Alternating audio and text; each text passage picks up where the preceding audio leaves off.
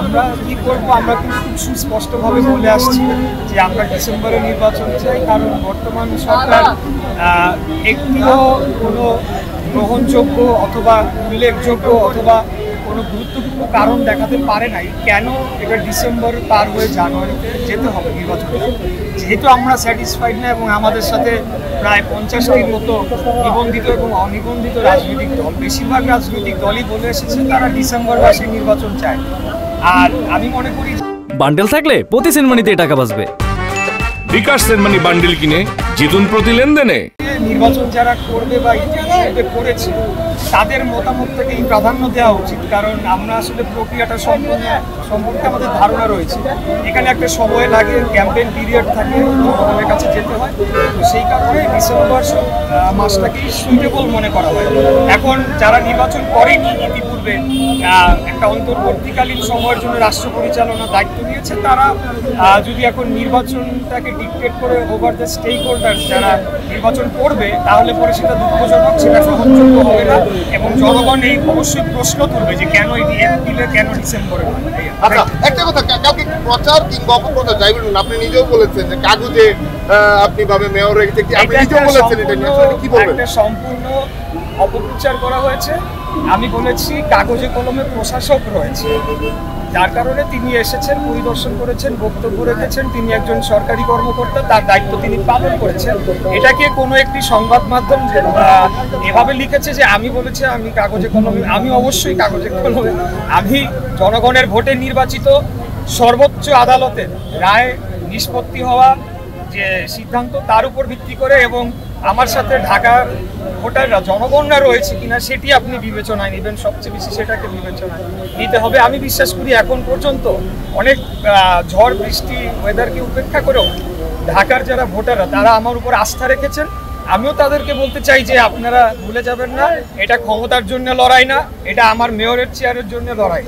আজকে এমনও হতে পারতো যদি খুব স্মুথলি আমার প্রসেসটাকে তারা করে দিত, আমি হয়তো 3 ঘন্টার জন্য গিয়ে বসে আমি বলতাম যে না, আমরা একটা নির্বাচনের মাধ্যমে, আমরা প্রকৃত নির্বাচনের মাধ্যমে যেখানে আমি নিজেও স্যাটিসফাইড হব।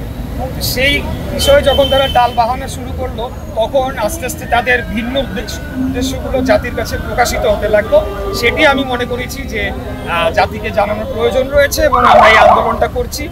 এখন আমরা যে অবস্থানে আছি, পয়েন্ট অফ নো রিটার্ন যেটাকে বলা হয় অনেকটা তাই, যদিও রাজনীতিতে শেষ কথা বলে কিছু নেই, তারপরেও আমাদের সিদ্ধান্ত একটাই, শপথ অনুষ্ঠান করতেই হবে। সরকার করুক, কীভাবে করবে এটা তাদের বিষয়, তাদের গাফিলতির কারণে এখানে মেয়াদের কোনো বিষয় নাই।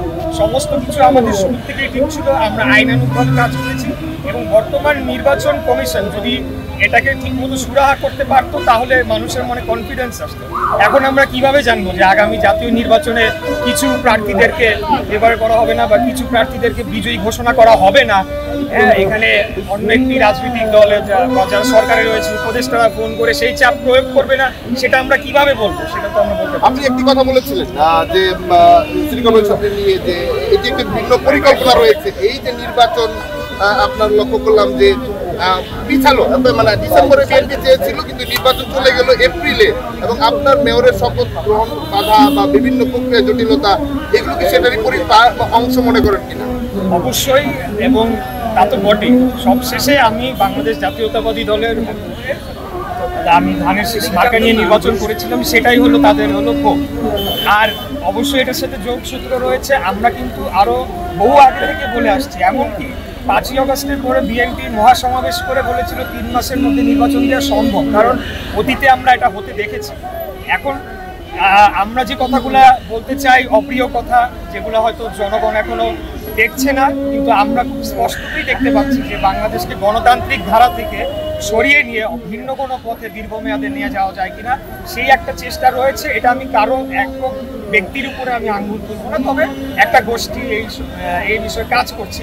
তবে আমরাও খুব স্পষ্ট বার্তা দিতে চাই, আমরা 17 বছর খুনি হাসিনার বিরুদ্ধে বুক ফুলিয়ে আমাদের পরিচয় গোপন না করে রাজপথে দাঁড়িয়ে আমরা মৃত্যু শাহাদাত বরণ করেছে আমাদের ভাইরা। তো আমরা সেই দল করি, আমরা অত্যন্ত সুসংগঠিত রয়েছি।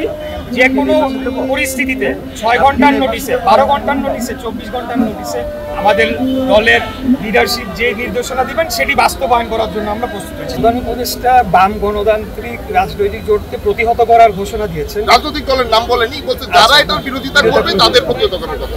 এটা আসলে অত্যন্ত দুঃখজনক। আমি নিজেও খুব মর্মাহত হলাম যে ওনার মুখ থেকে এই ধরনের আশা করি নাই। উনি তো আমাদের সবার স্বপ্নের জায়গা ছিল, আশা আকাঙ্ক্ষার জায়গা ছিল যে একমাত্র ব্যক্তি যিনি সবার কাছে নিউট্রাল, গ্রহণযোগ্য। তো সেই জায়গা থেকে কেন আজকে এই পরিবর্তন, সেটি অবশ্যই আমাদেরকে ভাবিয়ে তুলছে। আর দ্বিতীয়ত হলো যে এই পোর্ট এবং করিডোর এটা আমরা হতে দিব না।